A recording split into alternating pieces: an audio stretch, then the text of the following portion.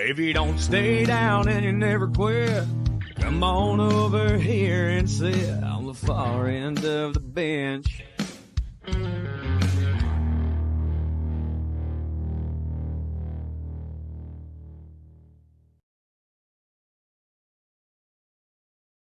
What is going on, ladies and gentlemen? We're coming at you with a little bit different view, and it's an extra bonus show because you can't have Super Bowl week without bonus content material. We've been doing this long enough that we're lucky enough we have really good people and opinions that we love having on our show, and it's been far too long. We had Talking the Gridiron going for a couple years. It was him and I were a pretty steady presence on that show. He's still rocking with Variety Sports Network as myself. If you're watching, you see him. If you're listening, you are going to be in for a treat. We have returning back to the show, Daren Briare of the Fatboy Fadeaway Sports Podcast. Thank you very much for coming back and getting ready to talk some big game, man. Getting to talk some NFL. Feels like it's been forever. Like a whole NFL season feels like it's like 3 years in a row. We had a good 3-year run there, and I gotta be honest with your fans out there. It was partially me. I know we texted. Family life. I had to do. It was hard for me in that sense. The marriage is a little bit more important than that, so I had to figure that out with it. But and then you texted me a couple weeks into the football season and kind of got the juices flowing, and I was like, maybe the part of me wants to kind of talk football with you. So when you hit me up this week, I was like, yeah, man, it'd be an honor to join you. I will say this. I miss doing the podcast with you week in and week out. On that said, I know probably for you on the same side, it took you had to make things work to make it happen. But like looking back at it, I learned a lot from that show, and you're part of that. So I'm honored to be on this week, a Super Bowl week with you. Yeah, if you guys haven't checked it out, go back on the Variety Sports Network YouTube channel, Talking the Gridiron with Daren, myself, Brian the Man Johnson. Whenever there was a big 49ers game coming up, we had Terrell on talking about the Commanders and giving everybody else shit for their team because he's really good at that. Like I haven't met somebody who's able to talk trash like Terrell in 5 years of doing this podcast. But no, it was like you were the main host. I kind of pushed that on you because when we were starting the show, I was like, I'll contribute every week, but I really don't feel like hosting a second show because I love Nico. But we say this on our show quite a bit. He's the pretty face. I'm the one that's writing the script, not scripts. I'm the one that's coming up with the topics. I'm putting things together. He makes the pretty pictures, and he's the pretty voice and the pretty face that you see on the screen. And I'm like, I'm pushing out the other videos, so I needed to slow everything down. It was an awesome show, and you guys got an awesome show. You're kind of our on-site correspondent because you're the closest of anybody that we're going to have on the show to the Super Bowl site this week. But that is true. Before we get into the NFL season and everything like that, talk about your show, where people can find you, because you guys got great stuff that's coming out on your channels too. Yeah, we've been pretty steady with it still on Sunday mornings. Tyler, Casey, and Brian, we'd kind of jump on, just talk. Yeah, we obviously hit Bay Area as more our stuff there. But yeah, Fatboy Fadeaway Sports. You find me on X there with it as well. And I know at Tyler McGurk, you'll see him on X too there. And the co-host there with me week in and week out. So yeah, Sunday mornings. And if you guys get a chance to check it out, that'd be great. Yeah, and I'm going to be on this Sunday morning because, again, it's Super Bowl week, so got to get my opinions out there as many different times. I might say the same thing. I might say 5 different. You got to piss off Brian one time for me. I just exist and that happens. I can't even exist. And the man has 2 Super Bowl championships over me. What does he have to hate me for? I love it. Brock Purdy is a system quarterback. Mac Jones proved that this year. Right now, see, I can already hear him in my head. See, that's easy. You're good to go. Him and Tyler are both sitting there crushing their phones like, damn it, no. Not happening. He said he wasn't going to do this. No, it's going to be fun Sunday, and I'm very excited for the game. I'm sure you are as well. It was a hell of an NFL season. There was a lot of big things that happened. Just talking, you're a Raiders guy, so you're also AFC West. Tell me how relieved you were with the AFC Championship going that direction. I know you hate the Patriots, so it's not like you were rooting for New England, but I know for a fact you did not want Denver to make it to another Super Bowl because as unsuccessful as they were in the past, recently it's been good for them when they made it to the game. So you were probably hoping that they would avoid that. You didn't want to see another division team make it to the Super Bowl before you. So how relieved were you? Yeah, just the Bo Nixon news, as I'm sure we'll maybe that changed everything, right? Like I was like, I really, the Broncos were looking good. I mean, that was a great. People could say whatever they want about the penalties at the end of that game versus the Bills, but this whole year they kind of proved to be they could win close games. They could win in different ways. Just bad luck. The defense was on pace to possibly break the sack record by 10 if they had kept their pace. They had 52 through 10 games, I think. And I got to think Broncos fans. I mean, I'm definitely happy about it because I don't want to see that. As you know, the Broncos are the team I hate the most in that regard. The Patriots are too, so it's not really a win-win for me in that regard. But I got to think. I listened to Nico a little bit when you guys did your show, and that was the killer. You know what I mean? It's like the Broncos were there with it, and then all of a sudden you have this injury to your quarterback, and then you look at how the game played out, and you're just like, we can say whatever we want about how Peyton managed some situations or whatever, but you have Bo Nix there that's changing the whole game there in the first half. So it's like I do kind of feel good that Nico felt a little pain. I'm just kidding. Yeah, especially the season that you had. What were your expectations? Because I don't think anybody expected Carroll to go as poorly as it did. He's gone, so you're going to get Kubiak now as your head coach. But starting from the beginning, it just seemed like they were putting all of their chips in the Geno Smith basket. And if that's the direction you're going to go with, you might as well commit to it. But why would you commit to that in that situation? You have a rookie running back, but there's no offensive line to block for him. So it's not like he's going to be able to be successful. And you traded away your best offensive weapon in Myers to a team that ended up going on and having some pretty big Super Bowl success. So what were the expectations going in? And as the season played out, how did it kind of turn to what it ended up becoming, a race for the number 1 overall pick? I find the offseason funny in the sense of that if you're a Raiders fan, that's when you're going to have the most hope. And you could say easily in the offseason, wow, I like what they did. They got 7 wins. Well, when you're a fan like me and you've been around a long time, you know that this team is pathetic. And they are run pathetically. They don't perform on the field. There's rare seasons. We can mention a few over the last 23 years since they've won a playoff game. Don't get me wrong. They've had a few solid seasons. They've had a few solid players. But it is one of the worst franchises. It is. So when you say like I had 4 wins, honestly, I have no faith in their leadership. I have no faith in trading for Geno Smith, and then now Sam Darnold, who they could have had, is now in the Super Bowl, and you gave that team a 3rd-round pick for Geno Smith, and then you hire. I guess we're just hiring everybody from Seattle. We end up getting Kubiak in that sense too. Like Jimmy, I'm as frustrated as a fan as that. I feel like I've been a loyal fan. Obviously, them being in Oakland mattered a little bit more to me, but I still like them. They are a dumb franchise. They don't make good decisions. And even in this Kubiak signing, why would I feel good about that going into the future? Like, even with Mendoza, and you could say, I can be hopeful, but the ownership is still there, and I just don't trust it. They don't run things very well. And they're going to continue to be the worst team in that division unless Mendoza just turns into a miracle guy. Like that's my hope in that sense. And it was a terrible season. And again, just another reason why to me they're the worst franchise. Me and you, I know, could go back and forth once in a while, but that's why they're the worst. Yeah, I feel like mine is more due to cheapness. The Raiders spent money. You're still paying 4 head coaches that you fired.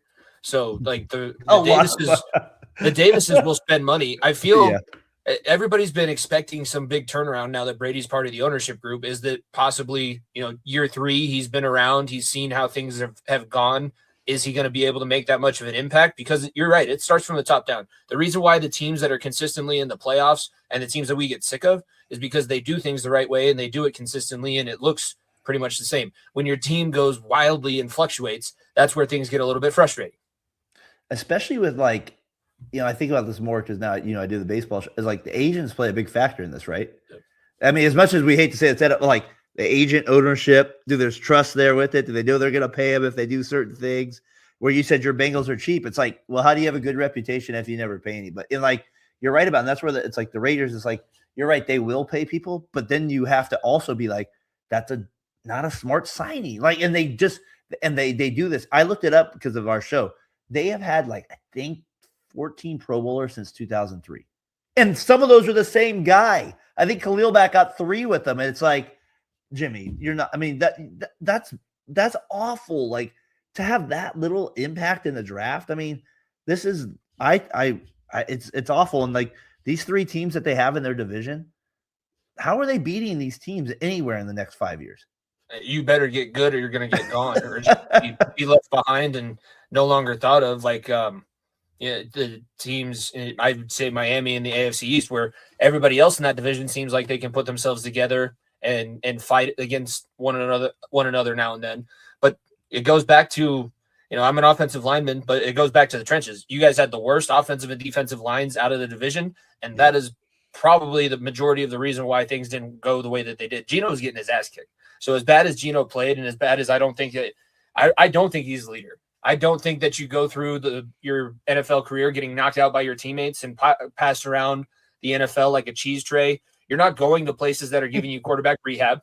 Like, you're not going to the San Franciscos or the Minnesotas and getting work with an actual coach. He's figured it out up to a certain point, but you need to solidify the front on offense and defense, because then anybody can play quarterback for you, or at least most people can play quarterback and look pretty decent. And your running back behind a good offensive line can do some pretty big things. He's talented. I'm not going to sit here and say that he's not as good as everybody hyped him up to be, but Genty did a really solid job behind what he had in front of him.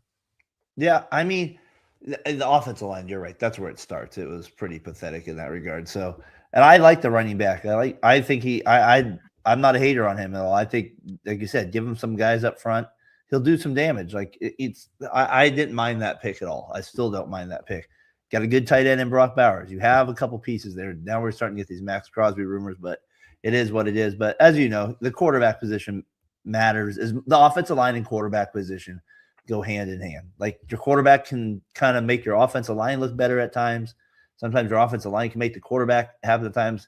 And a good thing, you have both of the same role and you're dominant. And the Raiders are just far from that. Is Fernando going to be the pick? Is there any chance that it's somebody else? I know Dante Moore decided that he's going back to college, so I don't think there would be another quarterback. Are they going to move out of it and possibly try and gain some capital in the middle of the rounds? They're more than one pick away from turning anything around. I mean, I'm not like completely sold on Mendoza. Let's just be like, he's not like where the guy you come out and you're like, oh, it feels like a Stafford, feels like a Burrow, but he does have some good qualities to him. And he had some big clutch plays in the college football playoffs, played pretty well for Cal. I've never been that sold on him, but like, I don't know how, from a franchise that has only drafted 4 quarterbacks in the first round, the last one being Marcus Russell, you've never had a young quarterback you could build around outside of Carr. And you got to make, it's the pick. I mean, it's got to be, right? You need a quarterback. I mean, do you want to go into the season with Geno Smith or another kind of backup guy? It's at least you have some hope with him. So to me, it's got to be the pick. I feel like they sat Max Crosby down for this reason. They wanted to make sure that they did not have to worry, because if they were 2, 3, or 4, then you also have to throw in there, they're probably going to botch whoever they should take afterwards. Whoever they're going to pick in this moment is going to be the worst of the options that they have. Just that's the way that their luck has worked. I remember there was one season where they had 3 first-round picks, and I believe Cleveland Farrell was one of them. And I was 4th overall.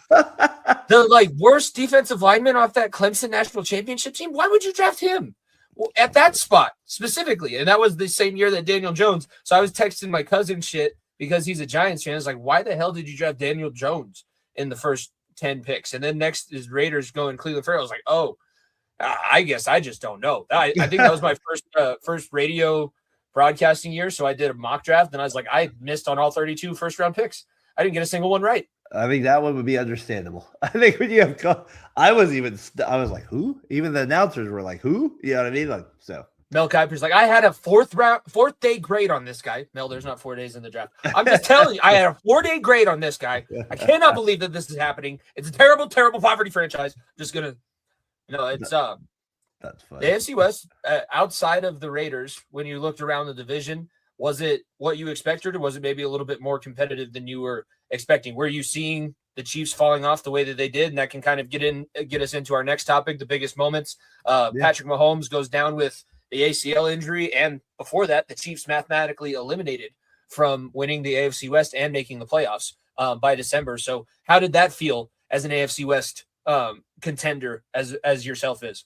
I mean, it felt seeing the Chiefs not be successful, as obviously Mahomes getting hurt, maybe not the way you wanted to see it at the end, but they definitely took a step back this year, and it was great to see. I mean, like I said, the Chiefs are right up there in top 5 teams we don't like, especially when they're winning all the playoff games they are, and as good as they are. It was good to see them down a little bit this year. Good to see them have to work a little bit more. They need a lot of help, which makes me feel a little bit better. And then the other thing too is you just realize, as good as this team is, the Mahomes engine is what turns it. And so, like, you know what I mean? Like, again, and this year he wasn't able to. No. He wasn't able to do it at all. They were 1-9 in one-score games, and they had a good defense. Wouldn't you say a little bit? I mean, they were better than a 6-11 team going into that. I think that they should have had a couple more wins on their record, but it's what I'm hearing is kind of the worry for the Broncos too. The season before, you win 10 plus games by one score. That tends to, like, mathematically, the data shows it's going to drop out the next season, where you're instead of winning 14 games, you're going to drop down and lose and only win 9 to 10. And I feel like that was part of what they were fighting against. They were 1-9 in one-score games last season, and that just seems like an anomaly. I can vividly remember watching the Broncos game where they blocked that field goal at the end. Like, Chernow totally he upended, forklift that offensive lineman that was in front of him on that last-second field goal that would have won the Broncos the game in Arrowhead. And I never saw that same team this season.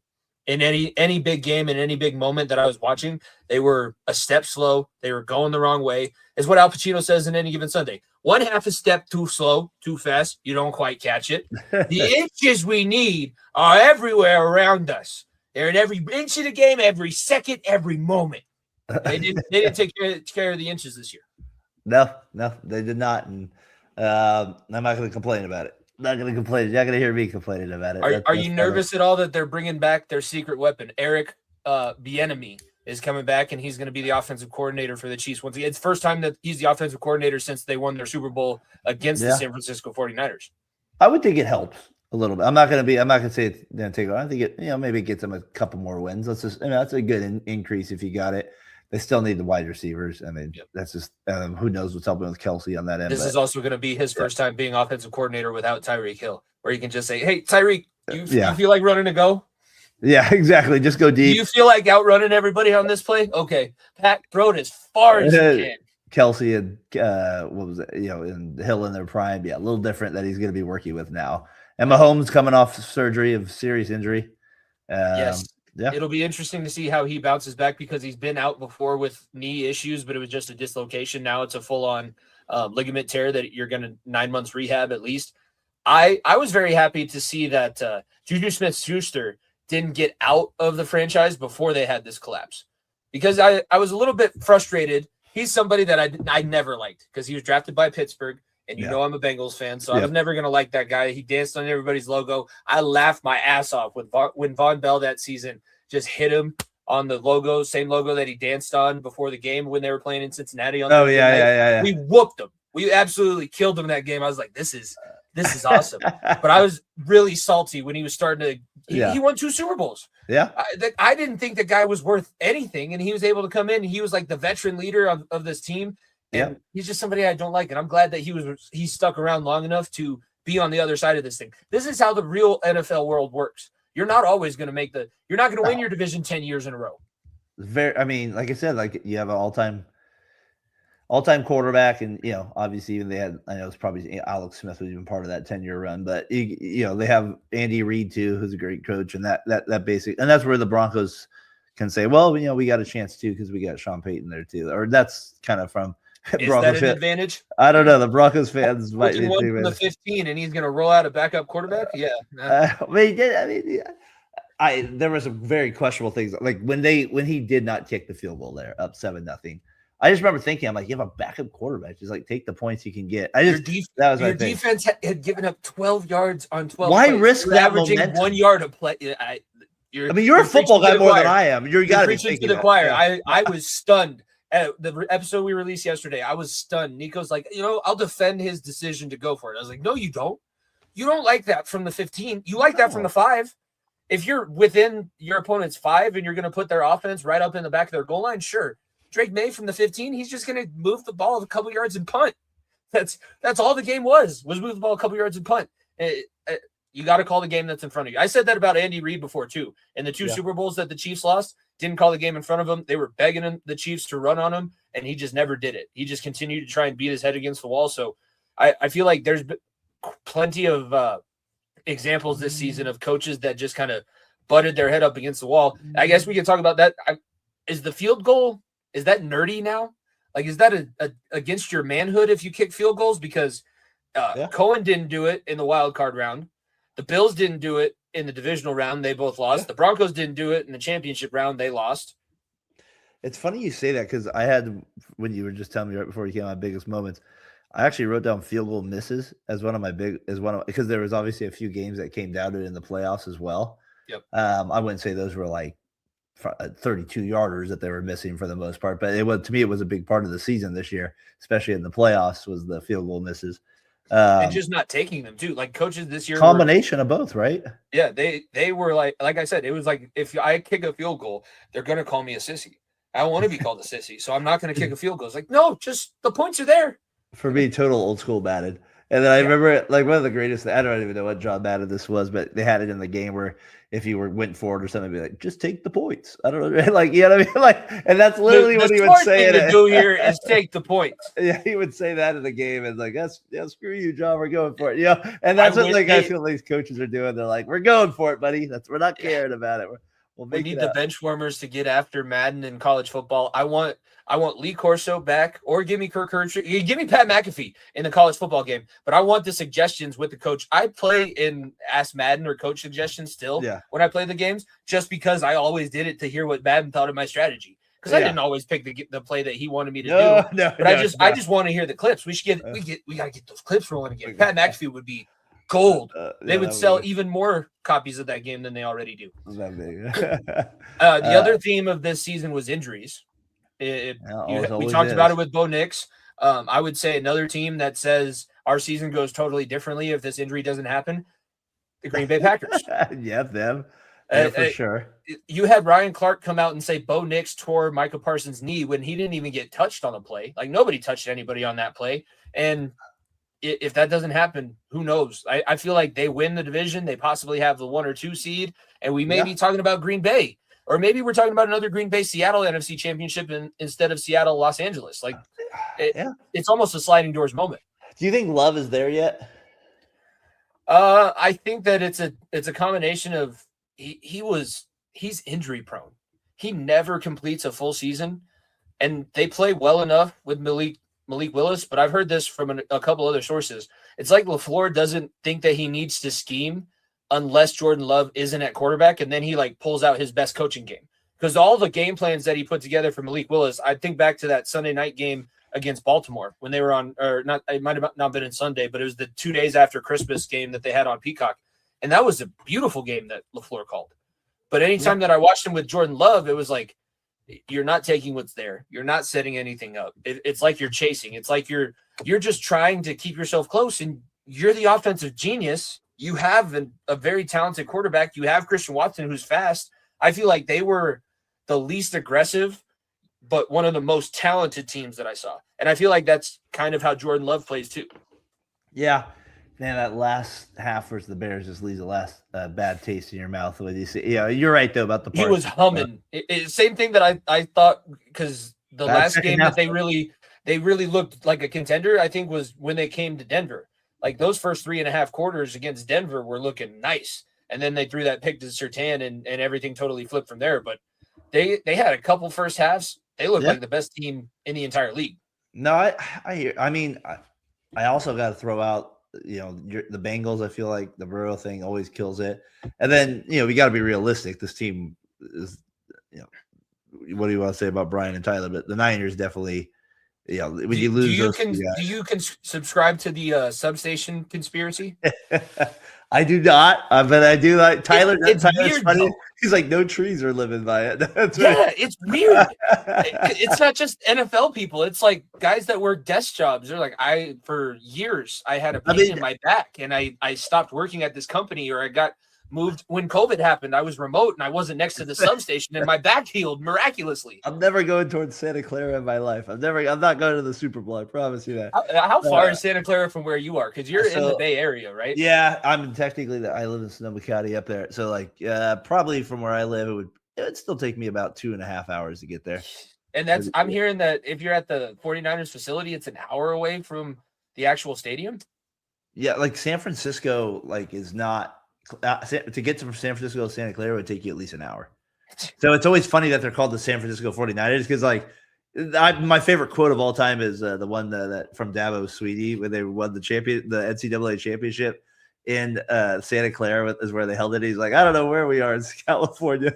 He literally says that on the interview, and it was like, yes, yeah, it's not in San Francisco. People, you're like an hour away. So it's funny to me when they're like, it's in San Francisco. I'm like, how do they keep getting these events? Because I feel like that was complained about, Jimmy. But not recently. That new stadium was new 10 years ago when the Broncos played their Super Bowl there against the Panthers. That was either money, right? West Coast weather. I don't know. The DeBartolos are that far deep in Goodell's pocket, you think? I mean, like the Niners do have good Super Bowl history. They're in California. It doesn't usually rain at this time of year. I mean, it can. Don't get me wrong. But do you think that the NFL wants host teams to play in their own stadiums? Because that hadn't been a recent trend up until recently. Do you think that they're okay with that, or is that something that they wouldn't like, or doesn't matter? I think for them it doesn't matter because it really hasn't been an issue. You know what I mean? Like, I think for them, it's just like if it happens more, then you deal with it, right? You know that as like if you start to hear. I lost my Super Bowl in the team that I was playing against, opposing stadium. It's the Rams, so it's like the 5 Rams fans showed up, and that really sucked. That was hard to hear that snap count on that last play when Aaron Donald was sacking Joe Burrow to seal that one. But it's there's been some interesting things when Kittle went down in the wild card. Yep. I gave them credit because I didn't think that they would be able to overcome that. I felt like it was going to be the NFC Championship 2.0, and they pulled it out. And I think that game is what gave Saleh his job, taking the head job for the Titans. But it was a matter of time. At some point, they were just running. They were so thin. And I was about to get called to play for them. Like I said, they maxed out what they had. And then you get the kick return to start out that game. It's just like good night. You cannot let Lumen start off like that. No, that's not a good sign. Lumen is the #1 stadium in the NFL. Loudest. If you let them get up on you in that stadium, it's almost impossible. Yeah, you're in trouble. And then they go up 17-0 to start that game. I'll say that kind of go back to this. I know you'll get to, and that was kind of the other big reason for the Broncos. I'm like, I don't want to see them win. I don't know if I want to see a backup quarterback. You know what I mean? It's like you from a fan perspective, you're like, we spent so much time. We worked our asses off trying to talk ourselves into. Hey, Sean said Stiddy's going to let it rip, so Stiddy's going to let it rip, baby. He's been in here for 3 years. He knows the system. Sean paid him $10 million as a backup quarterback. Yeah, no. They'll let him rip.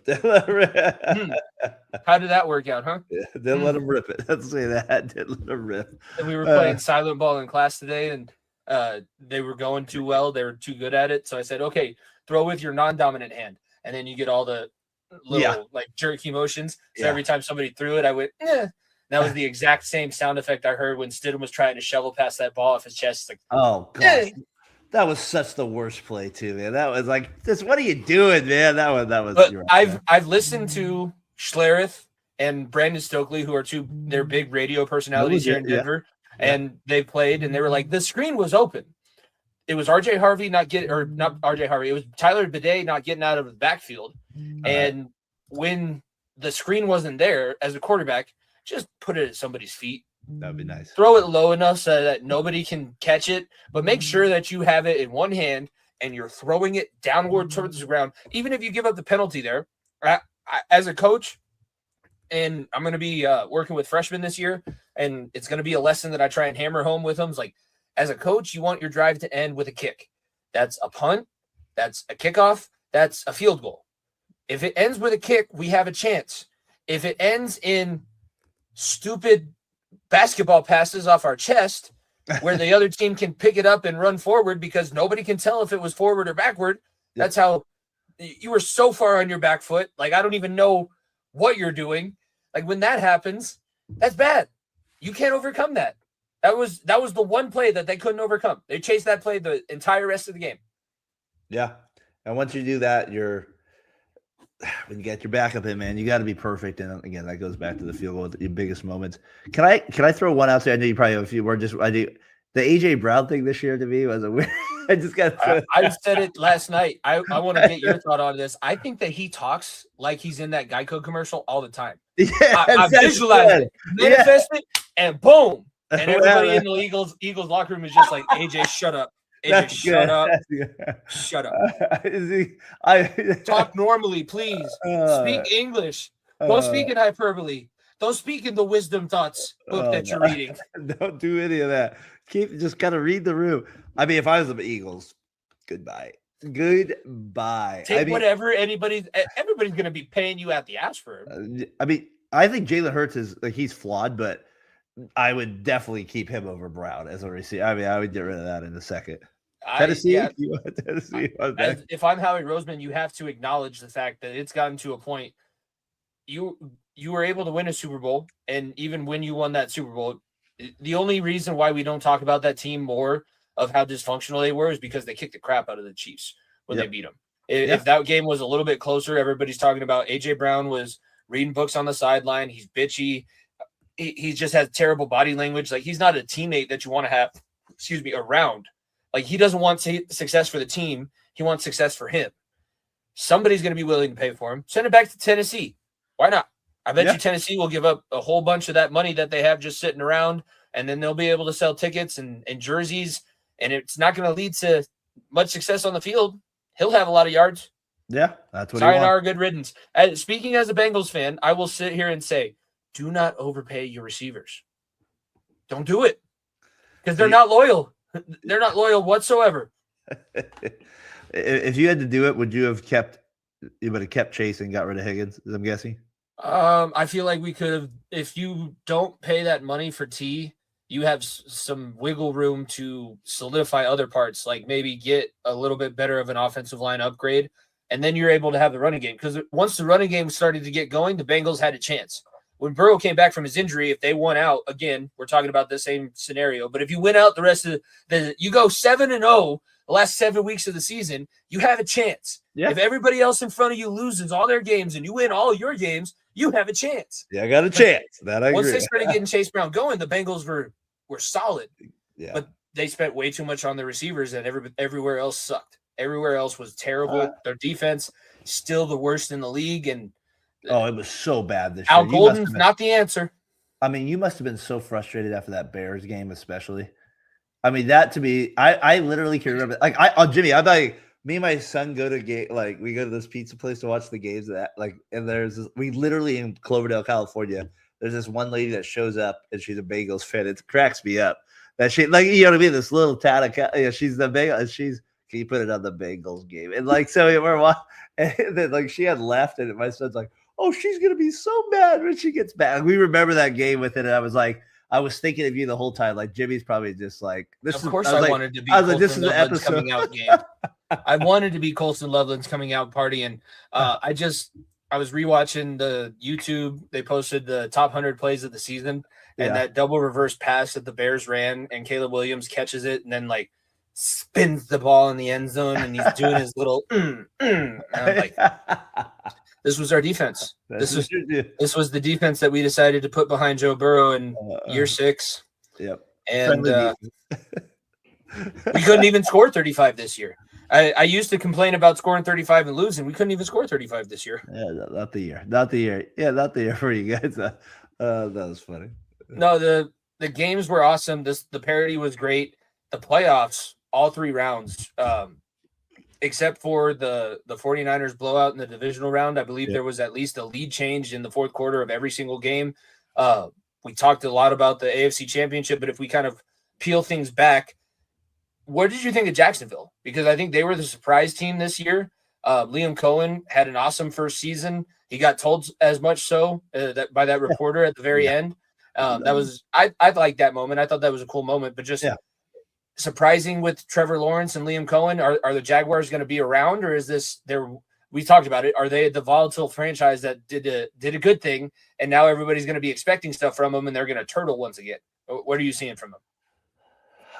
The one thing that gives me a little hope with them is the defense.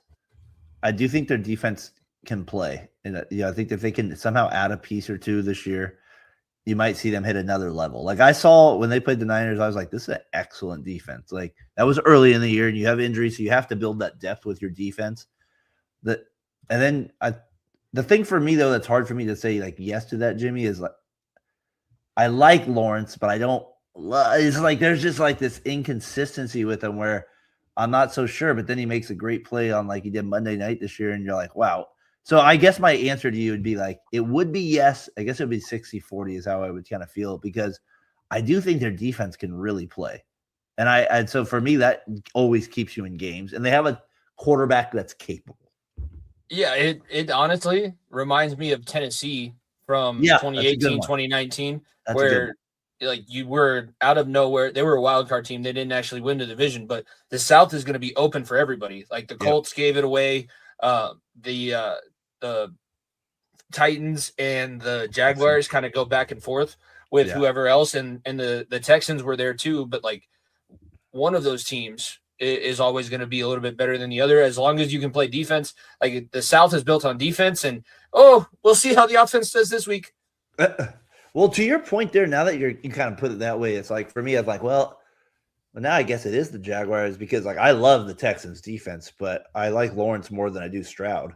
Oh, Stroud is that was talk about last game that you see leaving a bad taste in your mouth. Ohio State quarterbacks, and I'm getting Jordan on tomorrow, so I'm going to make sure to bring this up. Let's go. Ohio State quarterbacks suck in the NFL, and if he tries to claim Burrow, I'm going to say, and how many touchdowns did he throw in an Ohio State jersey? How many? That would be 0.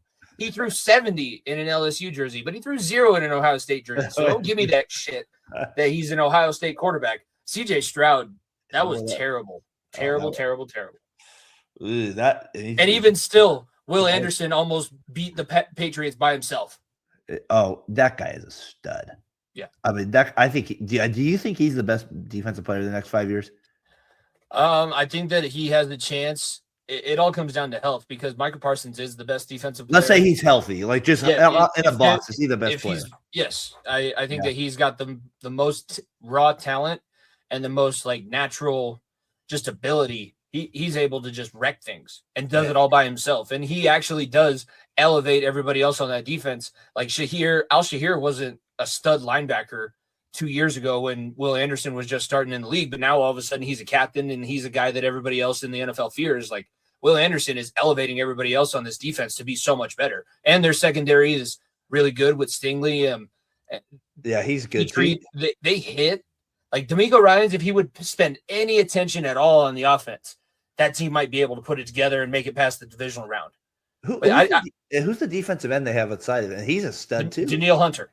He's a stud too. Yeah, he's the guy that Minnesota let walk. So that Minnesota GM that just got fired with Darnold, letting Darnold go. He also let Danielle Hunter go. He let him walk out. Yeah, that might be fireable offenses right there with it. Yeah, you're right though. Like you're right. If Ryans could get anything going on offense, they'd be something. So yeah, it'll be interesting. But I like the Jaguars where they're at right now, especially in that division. There's no reason they shouldn't win it next year. Yeah, and I think Trevor Lawrence, if he wants to, because he's on the cusp of that bust stigma. He was touted as the next Peyton Manning. He's kind of right on the edge. If he can consistently get his team in the playoffs, especially a team like Jacksonville, which Sean Payton said it's a small market. Good for them. Good for those little guys out there in Jacksonville. That small market. You made the playoffs. You won your division, didn't you? That was awesome. If you can do that consistently, we can stop talking about you like that. Exactly. But for now, it's you and the Texans. Oh, that was so cute. You gave it your best shot, didn't you? Yeah, that a boy. And that's coming from a Bengals fan, so that's how sad you feel. There you go. On the NFC side with the Rams, I know that they made it to the NFC Championship, and you have a bunch of 49ers fans, so NFC West is probably something that you guys pay a bunch of attention to, and I know the other guys do on your show. The Rams were not the same team that I was expecting. What we saw in the playoffs was so much worse than what I was anticipating when we were going into this thing. Like I picked the Rams to win the Super Bowl. They were my pick from the very beginning of the playoffs. And even though they made it to the championship round, they never did it in the way that I thought. They didn't dominate Carolina. They almost let Bryce Young come back and beat them at home.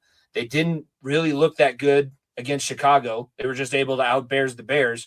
And then yeah, your offense did all of these good things, but in the biggest moments, you turtled. Like, you didn't get that 4th down and 1. Sean McVay got out coached by Mike McDonald. And I'm curious to see, what do the Rams do from here? Because Stafford is now going to be 40 next season. Where does Los Angeles go?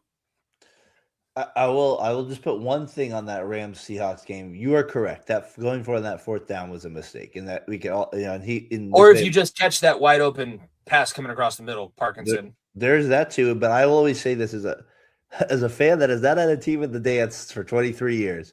But I remember being the most stressful moments of a playoff team is either when you're up by one, is when you're usually up by one possession and you're receiving a punt. And my goodness. And my point, I know he fumbles, he trips over his own feet. Hey, and they were down at that point too, actually. Yeah, but they were going to get the ball back. Their offense had just kind of, and I just want to throw that one out there is because that to me was the big game changer in that game. I agree with what you said with that 4th down. That muff punt was actually big enough to overcome a terrible personal foul penalty. Because if they weren't able to pull that thing out, we're talking about Woolen possibly in witness protection. And that's in a place as docile and as calm and as medicated as the Pacific Northwest. They were about to put that guy's head on the stake in the field. I don't know if I can come after that. I said last night, I said Seattle, that's Oregon. And he was like, that's Vancouver. I was like, now we're really getting, if Vancouver's mad at you, now you really messed up. Now he really done some stuff too. Man, yeah, I felt like that was a big play in that game. But the Rams, to your point, they were one of those. They kind of reminded me of those Colts teams back in the day, where like the defense was just not good enough.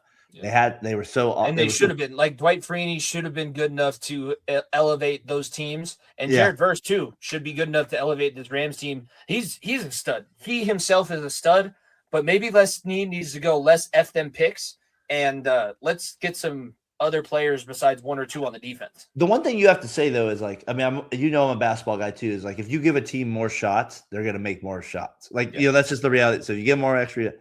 When you pass the ball as much as they do, and they're great at it, you're also giving teams more possessions, and you're also giving more time on the clock. And I wonder if there's like a balance between the two, where they could use Stafford's passing ability with Williams' running ability to kind of play that more strategically to help the defense too.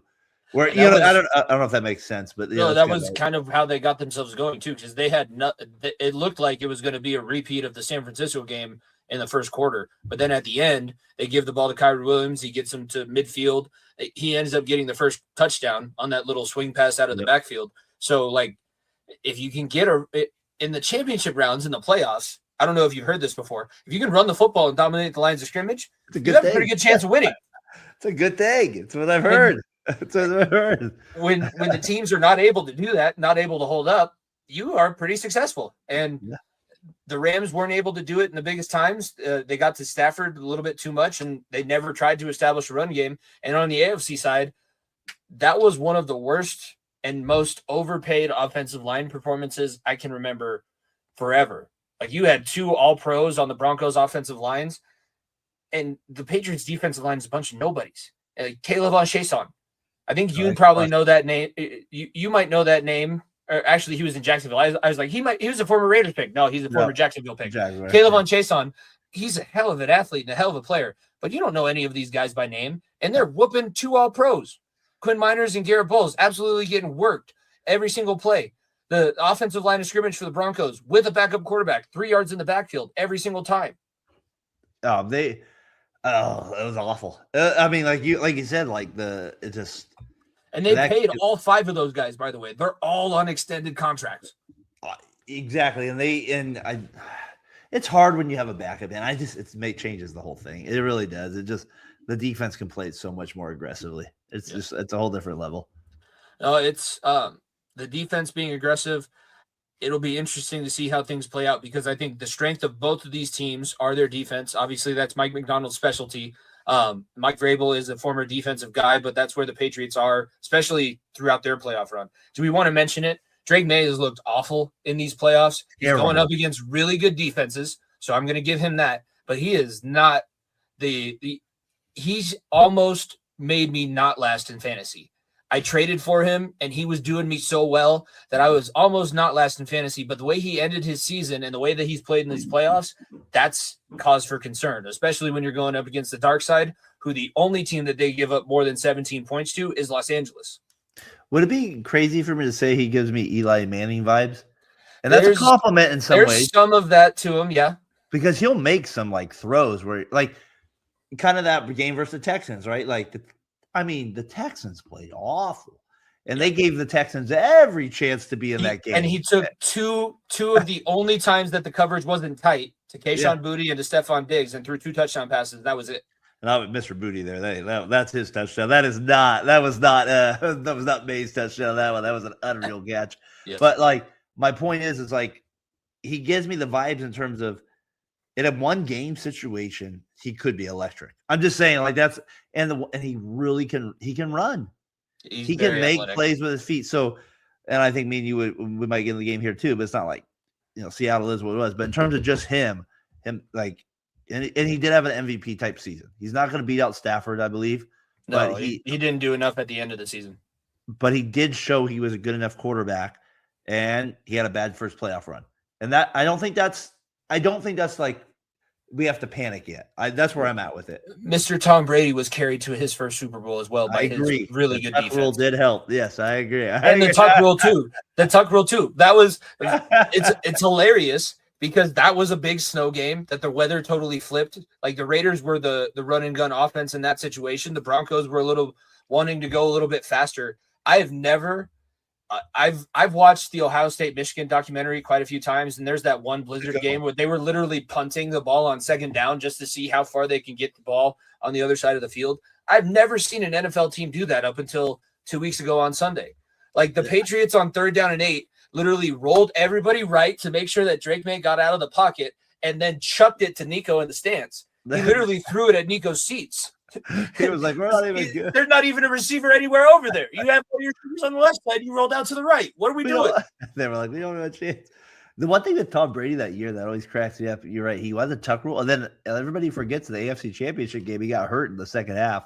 And Bledsoe finished the deal to get him there as well. But yeah, the Patriots. I heard a lot of Patriots players mad at him saying he doesn't have a dog in the fight. I thought that was kind of funny this week too. He's got to say that because you know why? He's an owner and he's an analyst for Fox. I don't think Troy Aikman's been doing this thing. 6 Super Bowls with the team. How can anybody hate you for saying you don't want the Patriots to win? I mean, you don't have to hear him say it. Asking him is a dumb question. Like just go with it. Just know that's a clickbait guy going for it. And as somebody who tries to clickbait sometimes, kudos where it's due. But that was a little bit too much. That's funny. You were trying a little bit too hard. Like that would be like somebody asking Stafford, "Are you happy that you got out of New York and you're in Seattle now?" Yeah, no shit. Yeah, exactly. Like right there with it. You mean I don't have to practice against Greg Williams every day, who's hitting me up with 12-man blitzes? There's only 11 on defense. I know. He said 12. Exactly. No, that's the other thing that we should talk about before we get into the actual Super Bowl matchup. But what Darnold did in these playoffs, has he done enough to overcome seeing ghosts in his early career? Is he just when Nico and I were saying he's not elite because elite's top 5, but he's what he did in the NFC Championships, top 10 stuff. I'll say this about Darnold. Even if we go into next year with him as Super Bowl champion, I think me and you would maybe do a podcast and be like, well, I don't know if Seattle's the best team. Like, it doesn't matter for this year. Just be the best player this year. And this year he's feeling himself. He's in a good system. No turnovers in the playoffs. He's got a great wide receiver. He came from a good program in USC. He was a top 5 pick for a reason. He's not a bum. I would say he's not seeing ghosts anymore, but I would also look at you and say, I'm not necessarily taking the Seahawks just because they won the Super Bowl because of him too. So do you like him more or less than Lawrence? Because we kind of said similar things about Lawrence. Do you have more faith in Darnold or Lawrence repeating the success next year? I think Darnold probably does. I think Darnold is more of a system quarterback than Lawrence, and he can somehow play within a system a little bit better. I mean, to go from the Vikings to this team and keep that success, to me, that matters a little bit. I think he's the only guy in NFL history to win back-to-back 14-game seasons with 2 different teams, isn't he? That makes sense. I mean, that's hard to do. Because it's hard enough to do with the same team. I don't even know if Brady did that with all those Patriots teams, winning back-to-back 14-game seasons. Yeah, I mean, obviously there's one more game, so there's probably even less people that have done it over the history of time. But yeah, no, I think I like Lawrence. It's like one of those. I like Lawrence's talent, but then you're like, Darnold just knows how. He's figured it out how to play within a system, and he has a great wide receiver. Yeah, and the running game too with Charbonnet and Kenneth Walker. It's unfortunate that they won't have Charbonnet for this Super Bowl matchup, but the two-headed monster they have in the backfield. That I think too. That question, instead of it being Darnold versus Lawrence, it's actually, do you trust Mike Macdonald over Liam Cohen?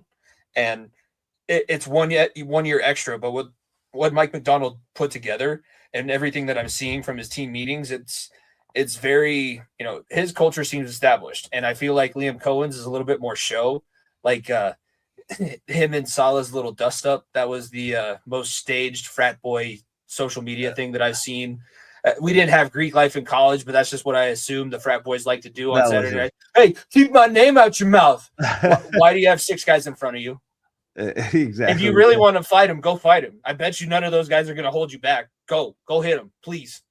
I mean, what I hear, somebody like Seahawks are up for sale after this year, right? And somebody said they might get $6 billion for him or something like that, which is a crazy number to think about. But with the culmination of their coach and their GM that's been there for a while, it's a pretty good get if you're coming in buying a team.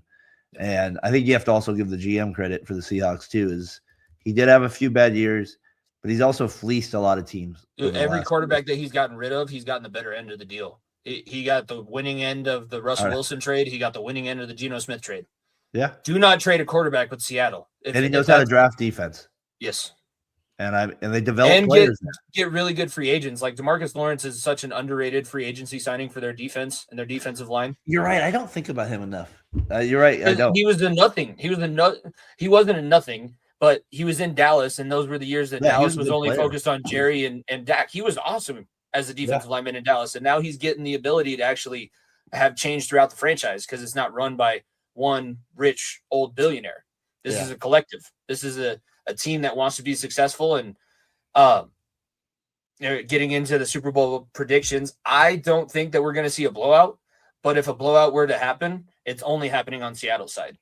I don't think that New England is going to be able to outpace the Seahawks, especially with their defense and what we've seen out of their offense. But if this thing gets out of hand, the Seahawks have a much better chance of putting this thing out of hand, in my opinion, than the Patriots do. Absolutely. I mean, yeah, the Patriots did have to deal with the Bills in their division, but the Bills were a little flawed this year in some regards. The Seattle Seahawks have been in the playoffs since Week 18. They had to beat the Niners to get the number 1 seed in San Francisco. And whatever you want to say about the Niners injuries, it is what it is. But they've had to play that. They played a playoff game before they got the bye, and they whooped. They said, "Okay, we get the Niners again at home. Good night." And they battled through a Rams team who is tough. I mean, that's not like a given win when you're playing against a veteran team like that. And they've proven that they can win tight games throughout the year. I totally agree with you that. And the way that the Patriots have played, they better get interceptions for touchdowns or fumbles for touchdowns. Like Vrabel needs to study that rule book and figure out a way to. Can I randomly just erase 6 minutes of time off the clock? How can I do that this time? Onside, yeah, exactly. Do I have to declare an onside kick, or can I actually? I'm just gonna. Nobody needs to know. I do think that New England can win this game, though. I mean, I think that it's going to be close. And a close game favors the Patriots because of Vrabel. And that's only because I haven't seen McDonald do the things that Vrabel's done as a coach on the sidelines. When you have a guy that can, he is the X factor in most of these games because the Patriots talent-wise are either even or less than most of the teams that they've beaten this year in their 14, now 17 wins throughout the 3 rounds of the playoffs. But Vrabel is their actual X factor. It's not anybody else. It's not anybody on their defense or their special teams or their punt returner. He's the guy that puts them in the right position. So close game, I feel like favors the Patriots. Yeah, I agree. And, the Patriots do have a good secondary. They have Gonzalez. I'd be curious if they put him on the top guy there in Seattle the whole game, if they let him just run with him. Belichick. It's going to be hard because they move Njigba around so much. Like, you don't want to put Christian Gonzalez in the slot. You're using him on too little of the field. I know that Njigba's a nightmare, but it's almost everybody does this, but you got to be willing to let somebody beat you. Can you be okay with Njigba going off and shutting everybody else down and possibly getting Darnold to throw interceptions to anybody else? Yeah, it could be an option. Yeah, I'd be curious how they play that one. Yeah, I think Seattle has the edge, obviously, but I do think the Patriots have the running game edge. I do, and I think Seattle has a really good running back. But you mentioned the guy in Seattle who's out, Charbonnet. Yeah, and he's a good running back. He's not like he's a good guy to have there. The Stevenson and Henderson combo in New England has been a problem. Yeah, and I'm going to remind you, there's 2 rookie offensive linemen on the left side of the Patriots offensive line. There is, but they've been playing well. They have been playing well. The Texans got the best of them. I think the Broncos. Texans and the Broncos did too. The Broncos were whooping May. May has a sore shoulder because the Broncos were able to whoop Campbell and that. I don't even know the guard that they have. Here's my thing. He's not getting his quarterback killed, but he's getting his quarterback touched quite a bit. Yeah, no, I'll give you that. He hasn't played like lights out, but I guess in the run game element, they've been able to figure out how they're running game. So when they do have a little momentum, they've been able to hold on to the ball with the run game between those two guys. I don't think Seattle will necessarily be that same way, but if they have an advantage, I think that combination, once they get going, can be an advantage for them headed into the Super Bowl. Yep. But I think it'd be tight. But kind of circling back to what you said, if any team was going to have the blowout, I would pick Seattle for sure. We'll go your flat out pick, and then we're going to talk a little bit about some of these props before we get into the NBA trade deadline. Your pick, Daren Briare of the Fatboy Fadeaway Sports Podcast. And now remember, you're doing a show on Sunday, so this could change. You could say one team now. You could hedge your bets with the other side. You could be a man of your word. Yeah, I'm enticing everybody who's stuck around this long. Listen to Fatboy Fadeaway on Sunday. Who is your Super Bowl 60 champion, Daren? I have the Seahawks winning 27-17. That's what I have. I think Seattle just pulls away a little bit more in the fourth quarter, and I don't think New England has enough offense to get the job done. It's the special teams for me that's been the deciding factor in all of this, and I feel like whether it's that punt that we talked about, getting a muff punt in the third quarter, or possibly, if you don't receive the opening kickoff, you get Rashid Shaheed to start off the second half. Anybody remember the last time the Seahawks were in the Super Bowl with an electrifying kick returner, kick returning in the start of the third quarter? I know Denver does. Denver might not remember that because they probably were drunk by that time. But Percy Harvin made things really difficult in the third quarter of the Super Bowl, and I can see Rashid Shaheed pulling off something similar if that's the way things work out and they end up receiving the second half. There's just too many ways I can see the Seahawks winning this game, and only one way that I can see the Patriots pulling it off. And that's kind of what it comes down to for me. I agree with you. Both teams could win and be the champion, but I'm more confident in sitting here saying that the Seahawks are going to find a way to pull it out than the Patriots. Yeah, it's hard. Yeah, man, Sam Darnold, Super Bowl champion. It's kind of crazy saying that, right? After us doing Talk on the Gridiron. No, there was a lot of slander thrown his way. I already had to own up to my Caleb Williams slander, so if he wins the Super Bowl, I'll gladly take any crow sandwich. Just make sure you tag the account at FEOTB Pod, at Fatboy Fadeaway. When you tell us how dumb we were, make sure you give us the views. Make sure you give us the mentions. A couple props that I want to get your thoughts on. Obviously, the good old go-to, heads or tails. It looks like the odds are about 105. Heads, 115, minus 105, minus 115, heads or tails. Are you a tails never fails guy? I asked Nico, and he didn't even let me get the question out. For me, it's funny. My dad always was tails never fails, and I always said, Dad, that seems to come up wrong. So I always go heads, just to be a little. I know it's easy to say tails never fails. I go the opposite most of the time, Nico. I'm going to heads. First coach to be shown on the broadcast, is it Mike McDonald or Mike Vrabel? Oh, it's by far Mike Vrabel. I go Mike Vrabel for sure. I feel like that one's pretty easy to come up with. National anthem over under 170 seconds, so like 2.5 minutes. It's funny. I meet with my junior high students and I do a Super Bowl prop bets, and I always put this one as one of the ones we always do. And I have 14 sixth graders that said over and one said under. So I'm going with I'm going with the majority. To me, it usually goes over. It usually does, but even if it's a second. Last year was tight. That was last year was very Chris close. Staples had made me nervous last year. He made me nervous last year. He's somebody that might actually look at these things before, and he's like, I'm trying to go there with it. Last one. It goes along with who you chose to win. What color is the Gatorade going to be? I'll give you the numbers for each of the colors. Orange is plus 225. Yellow, green, or lime is plus 260. Blue is plus 260. Purple's plus 750. Water is plus 1100. And red or pink is also plus 1100. I'll give you this little tidbit. Nico, as somebody who works in the equipment, nobody drinks red Gatorade. So that's why the odds are so big on red or pink. But what color do you see the Gatorade bath being for the winning coach? I'm going to go blue. I'm going to go blue. I'm going to go the blue Gatorade. It's going to call it 260. You get a little return on your investment there. I'm going to go blue with that one. That's what I'm going to go with that. If you're not going to pick a winner, you might as well bet on the color of the Gatorade at the end of it. We both have this. I like this segment, by the way. We do this. That's like the one thing my family likes football, but me and my middle son are like into it. And so it's funny. He's in 4th grade, but over the years, we've always do these prop bets. So I love stuff like this. It keeps our family together. How big of a Bad Bunny fan are you? Because there's a couple about halftime. Halftime. Give it to me. Here, what we got? What is the first song Bad Bunny's going to perform? I have no idea. I'm going to be honest. I was going to say, this one's not on FanDuel or any of the actual sportsbook sites. This one's on that Kalshi site that you're like betting against other people who set odds for whatever reason. The leader in the clubhouse right now is Tito Me Pregunto. Yeah, see, I didn't have that one in the clubhouse. I didn't have that one ready to go for you. I'm sorry. No. Is there going to be a prop? Actually, there will be props. Is Cardi B or J Balvin, who, if you've heard the song "I Like It" by Cardi B, it's him, Bad Bunny, and J Balvin are the 3 people on it. Are one of those 2 going to appear during the halftime performance?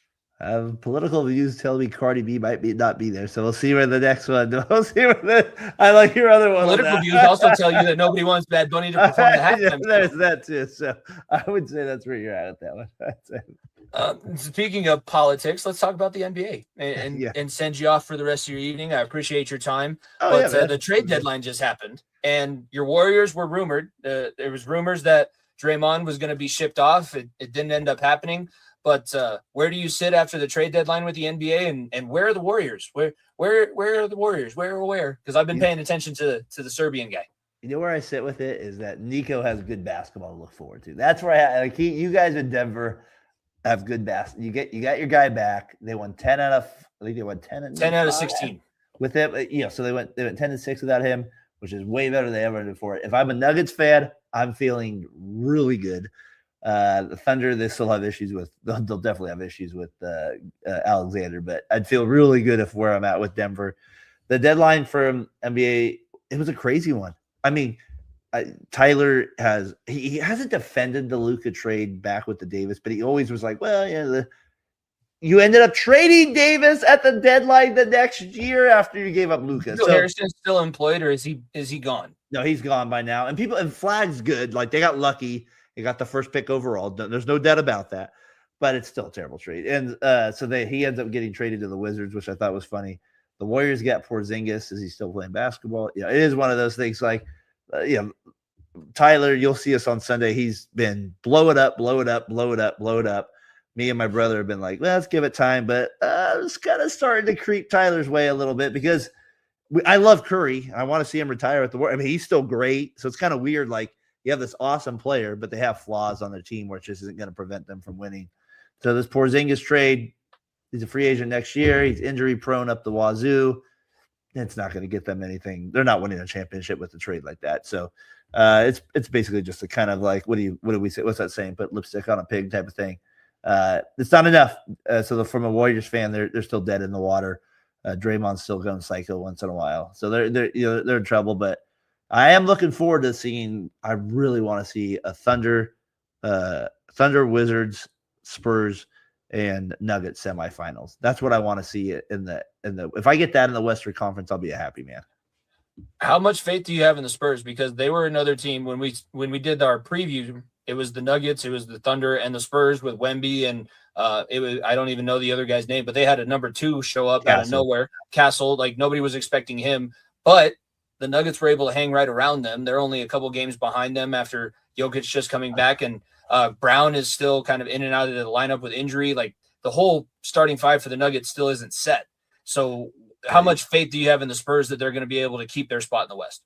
It depends on where you guys are at, but I would definitely pick you guys over the Spurs. If I see you peaking at the right, let's say Gordon gets back, he's playing Gordon's well. Another one that we need just on the floor. Please. Yeah, if he's out, then maybe I definitely would question that a little bit. But Jokic is just the best player in the league, so you got him. You're always going to have a chance, and him and Murray together is just such a deadly combination. So I think the Nuggets just hold the advantage over the Spurs. I don't think usually in the NBA and the playoffs, unlike football where you can kind of the veteran teams sometimes will fold. Not always. We know that they have the advantage in a playoff where you have to win 4 out of 7. Usually the veteran team plays out, and the Nuggets are that team over the Spurs. So if they got to play the Spurs, that would be a good matchup for them as well. And I think they would beat the Timberwolves as well, even though that's a great rivalry right now. Yeah. I'm out of touch, but did Giannis get moved anywhere? Because Minnesota is one of the So I wanted to go to the Warriors. Now I feel much better about the Timberwolves, because if Giannis was with the Timberwolves, we were saying it on our show last night. Tim Connolly just wants to beat the Nuggets. Like that's literally his one goal every season is I want to put together a team that's going to beat the Nuggets. Are they going to win a championship? I don't know, but they'll beat the Nuggets. I wanted the Warriors if Giannis got the Warriors, I mean you're having a different conversation. We got Porzingis, so yeah, it is what it is. You got the white other European, not the Greek European. You got the Eastern Bloc European. Exactly. Not the same. Are you Christopher? No, name Kristaps Porzingis. Exactly. Nothing there for it. No, like I said, I appreciate it. I enjoyed talking the Super Bowl and the NFL season, a little bit of the NBA trade deadline with you. It's been too long. I will be back on Fatboy Fadeaway. So again, make sure you're following Daren and the guys over there on their show. Check them out Sunday mornings. Keep checking us out every single week. Episode 265 dropped yesterday. We have this show tonight. Tomorrow we will have Jordan Maxson of the Ohio Sports Talk Show on. So we're giving you tons of Super Bowl content and getting a little bit of the Talking Gridiron reunion. Different days, but I wanted to spread you guys out. You're big enough. You deserve your own episode. Jordan deserves his own episode. But no, I appreciate it. And one more time, tell people where they can find you and what you got cooking up. Yeah, like I said, Fatboy Fadeaway Sports. It's simple as that on the X. That's really my only account that I have here that I kind of do with the podcast. But we Sunday mornings we usually go. Jimmy will be with us 8:30 a.m. Mountain Time if he can get up early enough on Sunday. We'll be with you 7:30 a.m. here. There you go. So you'll be there with us. So we'll get into that. Like I said, my brother Tyler I've known since I'm 7 years old. Known Brian since I was 13. So this guy's doing a podcast, and as you know, you've been a big part of that journey with us. And thank you for inviting me here on the far end of the bench. It's been far too long. Nico, we got to get together here as we get to the NBA playoffs one of these times. I got to get to you with you. By the playoffs, he should be free. He's telling me earlier this week, I might be hitting up your line quite a bit more because he's got coaching that he's doing for lacrosse, and then he's going to be working the Mammoth for the Indoor Lacrosse League, and then also with the Redwoods for the PLL. Like the seasons are going to overlap, so he's going to be a busy boy. I might be doing a couple solo shows. I might be getting some other co-hosts and new guests coming on, but we appreciate it. Make sure everybody subscribe to our channel. Subscribe to Daren and the Fatboy Fadeaway channel, Variety Sports Network, all the good things. Keep telling people about us. Jump down in the comments. Let us know who's winning Super Bowl 60. For myself, Jimmy Pilato, and Daren Briare of the Fatboy Fadeaway Sports Podcast. See you guys next week. If you don't stay down and you never quit, come on over here and sit on the far end of the bench.